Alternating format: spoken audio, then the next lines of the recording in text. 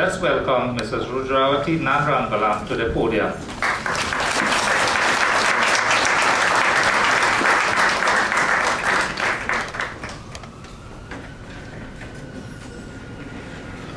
Thank you very much, Mr. Chairman. Reverend Pandit, all these priests, bishops, and all ladies and gentlemen, staff, good evening. And let me too join with the chairman and welcome you and say Pranam, Sitaram, Salam Alaikum, good evening, in whatever language you speak.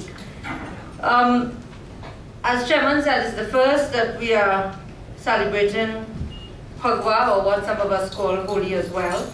And therefore I would like to talk a little bit about Holi, its origin and significance and celebration in Trinidad and Tobago. Ladies and gentlemen, for many of us, Phagwa and Holi seem to be one and the same. Sometimes we use both words interchangeably. However, many writers indicate that Phagwa forms part of the Holi celebration. The former, which is Phagwa, incorporates that singing, dancing, and having fun with the spraying of abir, while the latter, which is Holi, is a very popular and colorful festival celebrated with great vigor. Holi is celebrated mainly in the north and central part of India. In South India, a similar festival occurs simultaneously, known as the Kama festival, celebrated in honor of Kama, the god of love. And you all know what love is. We have all kinds of love, parental, children, spouse, etc. Although there seems to be no direct link between these two occasions with the north, central, and south of India, what is common is that both are age-old tradition of celebrating the arrival of spring. And apparently we are recognizing in New York that spring seems to be coming earlier than usual. Holi is celebrated at full moon in the month of March, corresponding to the month of Phagun in the Hindu lunar calendar.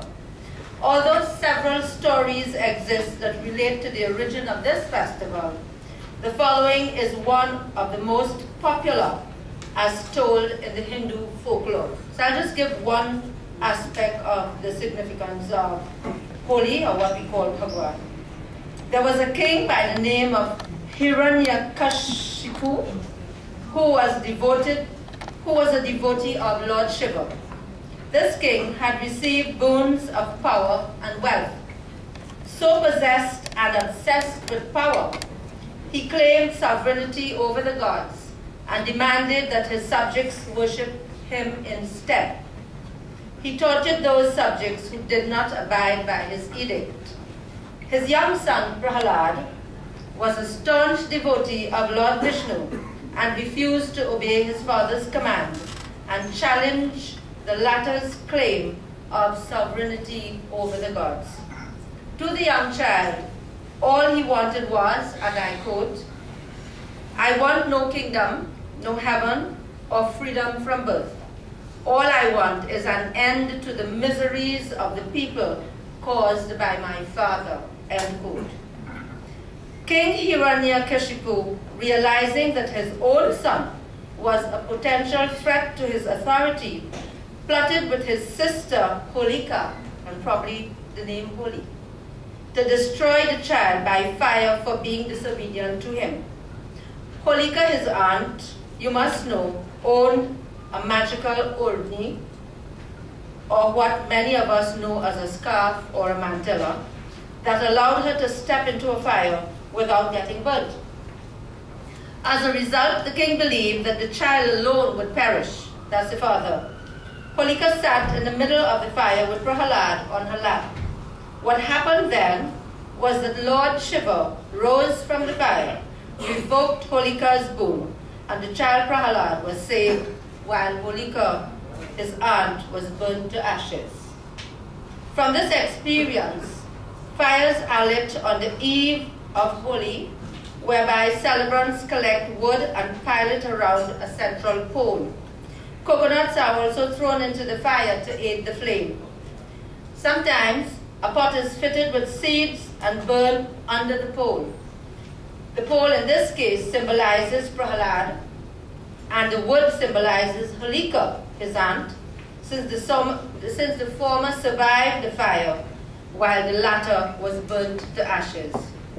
This legend, dear ladies and gentlemen, teaches mankind a lesson that evil deeds are short-lived and should not be engaged in. It symbolizes victory of virtue over conniving and treacherous behaviors. It also teaches us that faith in the divine is the ultimate for those of us who truly believe. It symbolizes growth and fertility and the importance of Mother Earth to mankind and the entire universe. Holi provides hope for the coming of spring, and according to the Hindu calendar, a new year with new aspirations. Here in New York, a long and cold winter can be an emotional setback for many of us, and celebrating Holi can be viewed as a transition of our moods from one of hibernation and being cold and enter into the season of bloom, radiance, happiness, and excitement. In Trinidad and Tobago, the month of March brings with it hot sun and colorful pui trees in bursts of pink and yellow. This is a sign that Holi will soon follow, as its colorful display of abir by both young and old complement the pui blossom. The celebration is also symbolized by celebrants wearing peacock feathers in their hair, while their clothes and faces are stained with abir of different colors. Abir is said to be traditionally made from extracts of the neem tree, kumkum, hardi or saffron, and bilva, and other medicinal herbs prescribed by the Ayurvedic doctors. Holi in Trinidad and Tobago is celebrated with pomp and festivity. Many religious and cultural organizations, such as the Sanatan Dharma Mahasabha, the SMDS, and the Phagwa Association, to name a few, host celebrations in parks and public places. Chowtal, which we would hear a lot of later, or folk songs, and Chowtal competition is a key feature of this celebration, together with song and dance. Schools in Trinidad and Tobago also celebrate this event, particularly the Hindu schools. Meat and alcohol are not served on this occasion, for it is considered to be a sacred, cultural, and religious event by Hindus. Holi, therefore, my dear friends, represents the importance of a people's heritage, their religion, and their culture. And it is very important that occasions like these be taken seriously and celebrated with resolve. It is important that our children are part of this major cultural and religious event. For I am of the firm belief that bringing up a child without culture and religion is a sure recipe for making them into wonderful rogues. This brings me to the issue of our youth. For our youths in particular, who are now at risk in a globalized world, this celebration represents enjoyment during their childhood days. Playing and having fun, an important part of their development to an adult. It also represents seriousness and focus through creativity, invention, and innovation. Qualities they can adopt that will cause them to be citizens that will be able to contribute positively to self, family, community, and nation building. Holi in Trinidad and Tobago is a family and community affair. Within recent times, it has grown exponentially and has positioned itself as a national event where nationals of every creed and race and of all ages form part of this rainbow celebration. Our leaders, such as our President of the Republic of Trinidad and Tobago, as well as our Prime Minister, the Honorable Kamala Prasad Bisesa, her government, ministers, and many leaders of our country participate in this colorful event annually. And I think you will see on the wall our Prime Minister having a good time in 2010 with a beer in one of the parks. We salute our nation and our nationals in recognizing all humanity in their respective forms and facets of life. While there appear to be many and varied interpretations of Holi, Phagwa, and their meanings, what is quite clear is that the occasion ushers in the season of spring. The celebration itself places less importance on the doctrine, although it is important that we know what the significance of this celebration means, and greater emphasis on bringing families and communities together to celebrate and to have fun, a formula that engenders happiness in one's life. Whatever may be the origin of the festival Holi, its celebration symbolizes the arrival of the spring season, for spring is a period of new growth, fertility, and new life.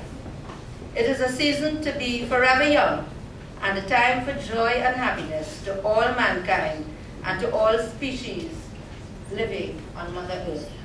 So on behalf of the government and the people of the Republic of Trinidad and Tobago, headed by the Honorable Kamala Prasad-Bisesa, my staff and I take this opportunity to wish each and every one of you and your family a happy and joyous Holi, or Phagwa, if you call it Phagwa, celebration on Sunday, 11th of March, 2012. Thank you very much and have a great evening.